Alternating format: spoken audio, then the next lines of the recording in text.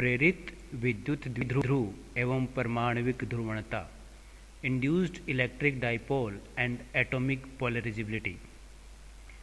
Non polar atom या molecule, अध्रुवी परमाणु या अणु का हमेशा ही नेट डाइपोल मोमेंट जो होता है, कुल जो द्विध्रुव आघूर्ण होता है, उसका मान हमेशा ही शून्य होता है।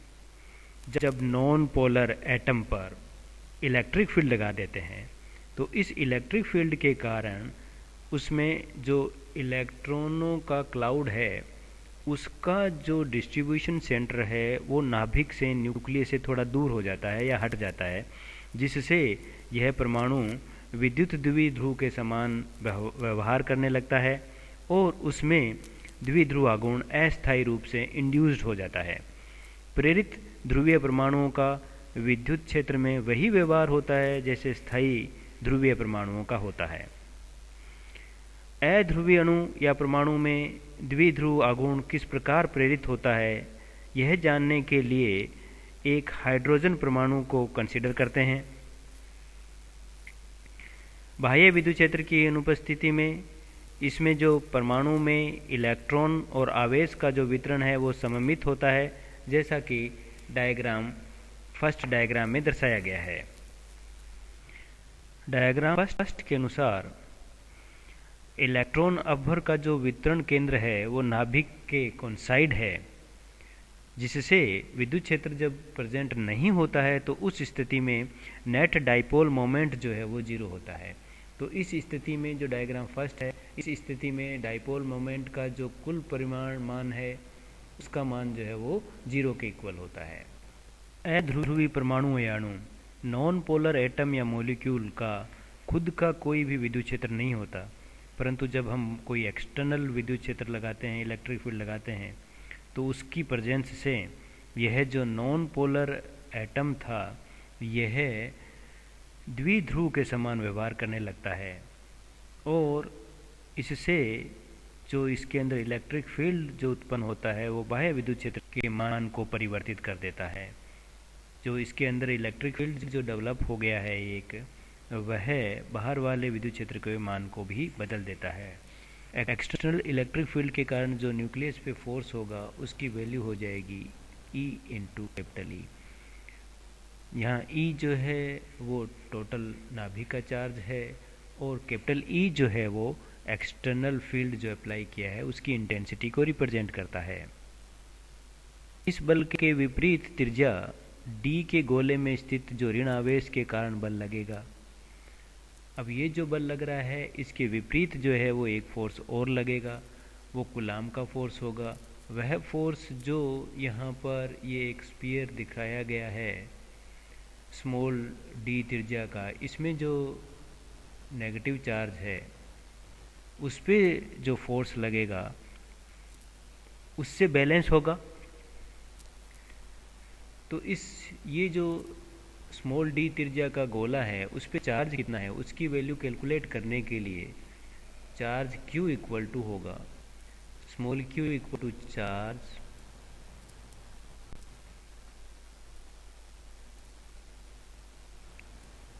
इन स्फीयर ऑफ d रेडियस। जो स्मॉल d रेडियस का गोला है उसमें चार्ज की वैल्यू कितनी है, तो ये चार्ज की वैल्यू हो जाएगी total charge divided by total volume. यहाँ टोटल वॉल्यूम जो है वो है 4/3 पाई a क्यूब, क्योंकि स्मॉल a जो है वो रेडियस है, एटम की रेडियस को रिप्रेजेंट करता है, into volume of the sphere of radius d। तो इसका जो वॉल्यूम होगा वो होगा 4/3 पाई d क्यूब।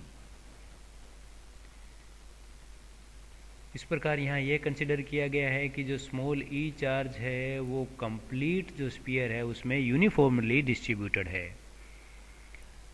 इसको सोल्व करें तो q की जो वैल्यू मिलती है वो हो जाती है E d cube divided by a cube.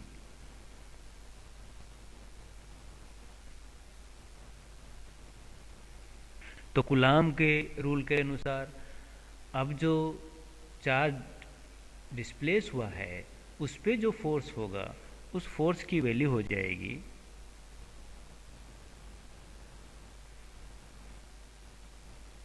के Q1 Q2 by are square वाले फार्मूले से के Q1 E के इक्वल है, ये जो न्यूक्लियस का चार्ज है, इनटू जो स्फीयर है उसका चार्ज है E D cube divided by a cube.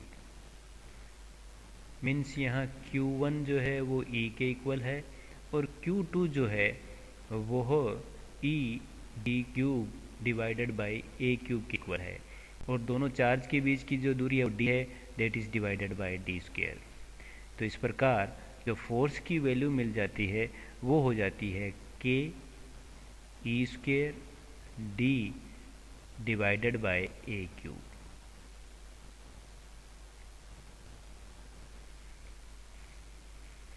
जब साम्यावस्था की स्थिति होती है तो फिर जो फोर्स ऑन न्यूक्लियस है E इंटू ई, जो एक्सटर्नल फील्ड के कारण लग रहा है, वह फोर्स जो यहाँ कुलाम का फोर्स स्थापित हो गया है चार्ज का जो सेंटर है वो डिस्प्लेस होने से, वो दोनों आपस में बराबर होंगे। तो इक्वेशन 1 और 3 में जो फोर्स लग रहे हैं वो इक्वल एंड अपोजिट होने से संतुलन अवस्था की स्थिति प्राप्त होगी। इस प्रकार संतुलन की स्थिति में E into e equal to k e square d divided by a cube. Solve करने पर E से E कैंसिल आउट होगा, that is E a cube divided by k equal to E into d. E into d जो है वो dipole moment के equal होता है, तो इस प्रकार डाइपोल मोमेंट P जो है वो E इंटू डी के इक्वल है, तो जिससे E a cube divided by के इक्वल टू P और P इक्वल टू के की वैल्यू पुट कर दें, के जो है वो 1/4 पाई एप्सिलॉन नोट होता है, तो यहाँ पर होगा 4 pi epsilon naught E into a cube. और क्योंकि 4/3 पाई ए क्यूब जो है वो वॉल्यूम के इक्वल होता है, तो यहाँ से 4 पाई ए क्यूब को जो है वो 3V लिखा जा सकता है। तो P की वैल्यू मिलेगी epsilon naught E 3 into V, और P इक्वल टू हो गया 3 epsilon naught V into E. क्योंकि जो डाइपोल मोमेंट होता है उसकी डायरेक्शन नेगेटिव चार्ज से पॉजिटिव चार्ज की ओर होती है, और यह यहाँ पर इलेक्ट्रिक फील्ड की डायरेक्शन में ही है, क्योंकि इलेक्ट्रिक फील्ड की जो डायरेक्शन है वो इस प्रकार से है, और जो डाइपोल बना है उसमें भी यही स्थिति है, क्योंकि ये प्लस चार्ज है और ये माइनस चार्ज है, तो यहाँ डाइपोल मोमेंट की डायरेक्शन और इलेक्ट्रिक फील्ड की जो डायरेक्शन है सेम डायरेक्शन है। इस प्रकार यहाँ से कहा जा सकता है कि P और E जो है वो डायरेक्टली प्रोपोर्शनल टू है, क्योंकि 3 एप्सिलॉन नोट और V तीनों जो टर्म है ये, या तीनों जो वैल्यूज़ हैं वो कांस्टेंट है। इस प्रकार कहा जा सकता है P is directly proportional to E vector,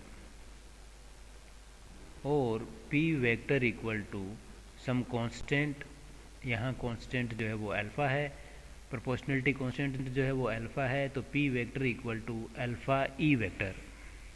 alpha को एटॉमिक पोलराइजेबिलिटी या परमाणविक ध्रुवणता कहते हैं, और जो प्रेरित द्विध्रुव आघूर्ण है वो विद्युत क्षेत्र के समांतर ही है, और अल्फ़ा यहाँ पर एक जो है वो स्केलर क्वांटिटी है, और यदि द्विध्रुव आघूर्ण विद्युत क्षेत्र के समांतर प्रेरित नहीं होता है तो उस स्थिति में अल्फ़ा एक टेंसर क्वांटिटी होती है, क्योंकि यहाँ पर अल्फ़ा जो है वो एक स्केलर क्वांटिटी है। P वेक्टर और E वेक्टर जो है दोनों की दिशा जो है वो समान है या दोनों समांतर है।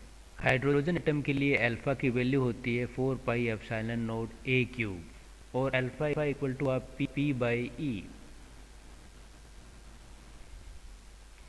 जिससे अल्फ़ा की जो यूनिट है वो फेरेड मीटर स्क्वायर हो जाएगी। इस प्रकार अल्फ़ा की जो यूनिट है वो फेरेड मीटर स्क्वायर या coulomb square metre divided by newton होती है।